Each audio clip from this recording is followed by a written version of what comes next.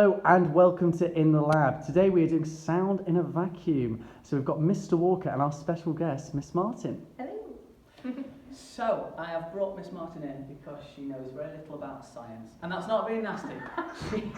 She is a geography teacher, which is a science really, isn't it? Yeah. But I know you don't know the science that we do. You do your own science in geography. So I thought I'd get you in and I'll ask you what you think's going to happen.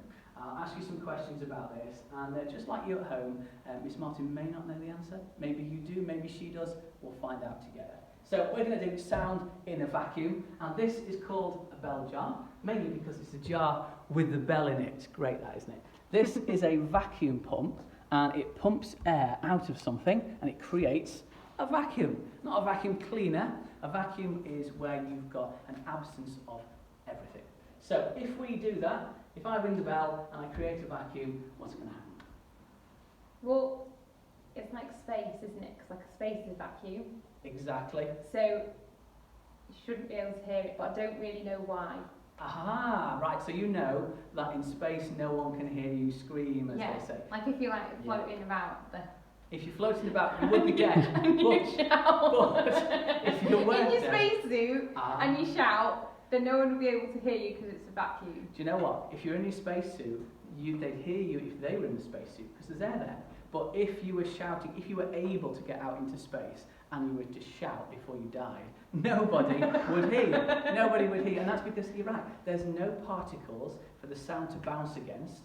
And those particles can't bounce against any others. They can't transmit the sound because there's just no particles. There's no oxygen. So right now, you are hearing the sound because of the wave, the longitudinal wave I'm creating with my voice. It's coming to the camera and it's picking it up. In space, yes, I'd be dead and there'd be no sound. So, two sad reasons why never to go into space.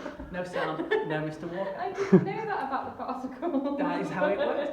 We're going to do this. We are going to create space. You are absolutely spot on. We're going to create the conditions of space in there. Good job there's no person in there because they would be gone very quickly. So before that happens, I can lift this off nice and easily. I'm going to set the bell going, which is annoying, but we need it for this experiment. So, there we go. Got the bell.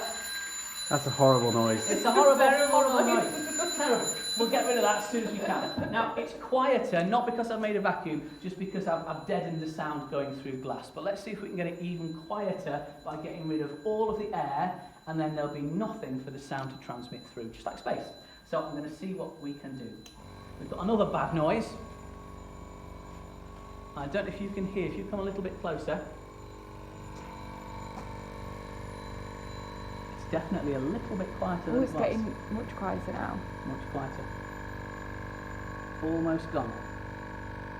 Okay, now if I turn this off, the bell is still ringing, or at least I hope it is, or the battery's died. We'll find out in a minute. The way we can find out if the bell is still ringing is release the pressure, let the pressure go back in. If I pull this out, the pressure will go in, there'll be air, and the sound may come back. Let's see.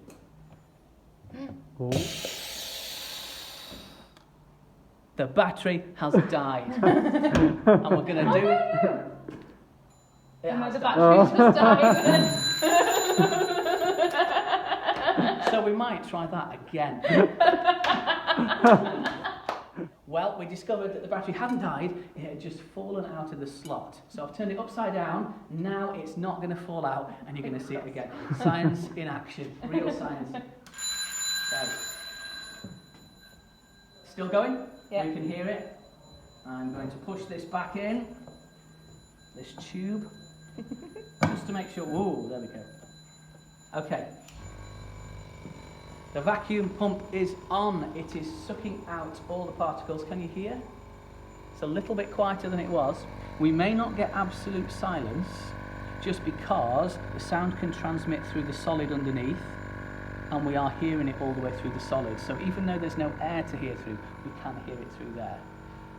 The best thing to do is once we've got it as quiet as we think it can be, and it's pretty quiet. Going really quiet. Isn't it? Yeah. We can stop it. Now that is a lot quieter than it was. If you stay a really close distance with the camera, I'll take this out and we'll see if the sound goes back up again.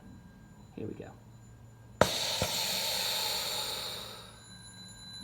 Ooh, definitely noticeable. A noticeable difference. And that's what difference the air makes to hearing sound. So we have done it. We didn't think we had the first time, but we have done it. And you were absolutely right about space. We made space in a jar. Maybe we could call the video that. Space in a jar.